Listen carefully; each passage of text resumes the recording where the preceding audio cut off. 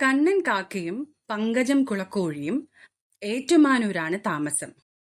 അവർ രണ്ടാളും കൂടി ഓണക്കാലത്ത് ഒരു കുഞ്ഞു ടൂറിന് പ്ലാൻ ഇട്ടു.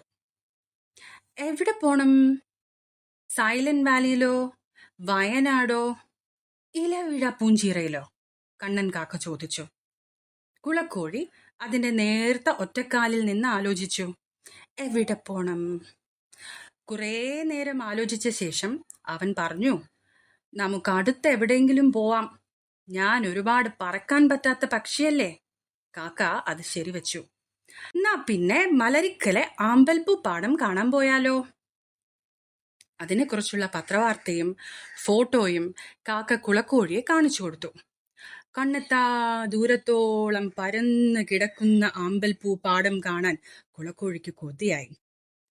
കൊയ്ത്തു കഴിഞ്ഞ നെൽപ്പാടങ്ങൾ കർക്കിടക മഴ പെയ്ത് നിറയുമ്പോൾ മണ്ണിലുറഞ്ഞു കിടക്കുന്ന ആമ്പൽ വിത്തുകൾ കിളിർത്ത് പൂപ്പരപ്പാവും എന്ന് പറഞ്ഞു കാക്ക.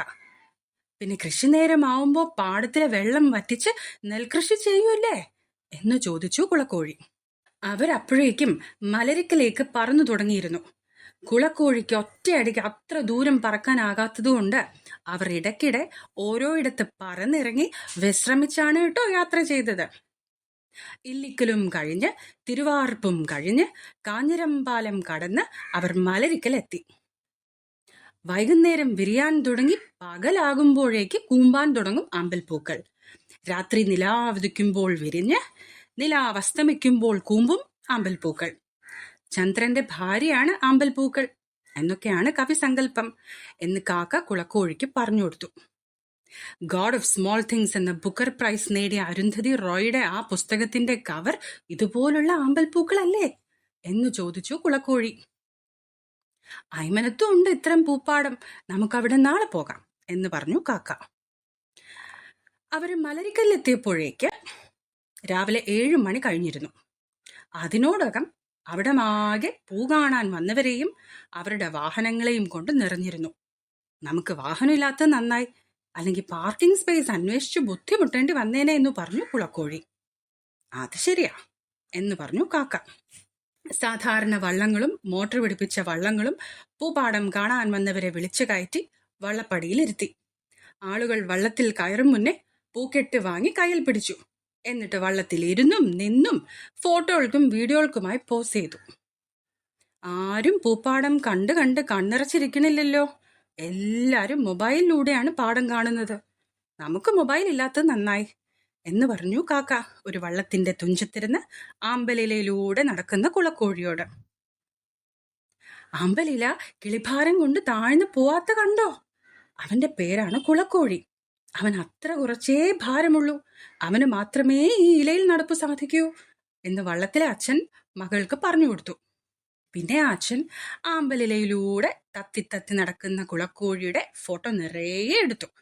കുളക്കോഴിക്ക് ഞം ഞംന്ന് തിന്നാൻ ആമ്പൽ പടർപ്പിനിടയിൽ നിന്ന് 4-5 പ്രാണികളെയും കിട്ടി. അതിനിടെ വള്ളത്തിന്റെ തുഞ്ചത്ത് നിന്ന് പറന്നിറങ്ങി ഒരാമ്പൽ പൂ വെള്ളത്തിൽ നിന്ന് പൊട്ടിച്ചെടുത്ത് തിരിച്ചതേ സ്ഥലത്ത് കൊക്കിൽ ആമ്പൽ പൂവുമായി വന്നിരുന്ന കാക്ക. ആ രംഗം ഒരുപാട് പേർ ക്യാമറയിൽ ക്ലിക്ക് ക്ലിക്ക് എന്ന് പകർത്തിയത് കണ്ട് കാക്കയ്ക്ക് പൊടി ഗമ്മയെന്ന് പറയേണ്ടതില്ലല്ലോ. ആളുകളുടെ ബഹളമായിരുന്നു ചുറ്റും. പൂ വിൽക്കാനായി കരയിൽ വെച്ചിരിക്കുന്ന പാത്രങ്ങളിൽ പൂ തീരുന്ന മുറയ്ക്ക് പിന്നെയും പിന്നെയും പൂക്കെട്ട് നിറച്ചുകൊണ്ടിരുന്നു പൂവിൽപ്പനക്കാർ. ഒരു പൂക്കെട്ടിന് 30 രൂപയാണ് വില. നമുക്ക് കാശു കൊടുക്കാതെ പൂ കിട്ടി എന്ന് തമ്മിൽ തമ്മിൽ പറഞ്ഞു ചിരിച്ച് കാക്കയും കുളക്കോഴിയും. 9 മണി ആയപ്പോഴേക്ക് പൂക്കൾ പതിയെ കൂമ്പാൻ തുടങ്ങി. മലരിക്കൽ നിന്ന് ആൾത്തിരക്കും വള്ളത്തിരക്കും ഒഴിഞ്ഞു. ഇനി നമുക്ക് ഏറ്റുമാനൂർക്ക് തിരിച്ചു പറക്കാം എന്ന് പറഞ്ഞു കാക്ക. നാളെ നമുക്ക് നീ പറഞ്ഞ അരുന്ധതി റോയുടെ അയ്മനത്തെ പൂപ്പാടത്ത് പോകാം എന്ന് പറഞ്ഞു കുളക്കോഴി. പുത്തൂക്കര എന്നാണ് ഇടത്തിന്റെ പേര് എന്ന് പറഞ്ഞു കാക്ക. അവിടെ അയ്മനം ജോൺ എന്ന മലയാളത്തിൽ കഥ എഴുതുന്ന ഒരാൾ കൂടിയുണ്ട്. അദ്ദേഹത്തെയും കണ്ടുപോരാം നമുക്ക് എന്ന് പറഞ്ഞു കാക്ക. കുളക്കോഴി ചോദിച്ചു, നമ്മളെ കുറിച്ച് കഥ എഴുതാൻ പറഞ്ഞാലോ നമുക്ക് അദ്ദേഹത്തോട്? കാക്ക അതും സമ്മതിച്ചു. പിന്നെ പറഞ്ഞു, ഇനി ഞാൻ മിണ്ടില്ല കൂടെത്തുന്നത് വരെ. നോക്ക, എന്റെ കൊക്കിൽ പൂവാണ്. നിനക്കും കൂടി വേണ്ടി ഞാൻ ഒരു പൂവും കൂടി പറിച്ചിട്ടുണ്ട്. നമുക്കിത് കൂട്ടിലെ ഫ്ലവർ വേസിൽ വെക്കാം. കുളക്കോഴി കാക്കയോട് താങ്ക്സ് പറഞ്ഞു. ഇനി പറയാനുള്ളത് ഏറ്റുമാനൂരിലെ കുട്ടികളോടാണ്. നോക്കണേ ആകാശത്തേക്ക്. കൊക്കിൽ ആമ്പൽപ്പൂവുമായി പറക്കുന്ന കാക്കയും കുളക്കോഴിയും കണ്ട അതാണേ നമ്മുടെ കഥയിലെ കാക്കയും കുളക്കോഴിയും.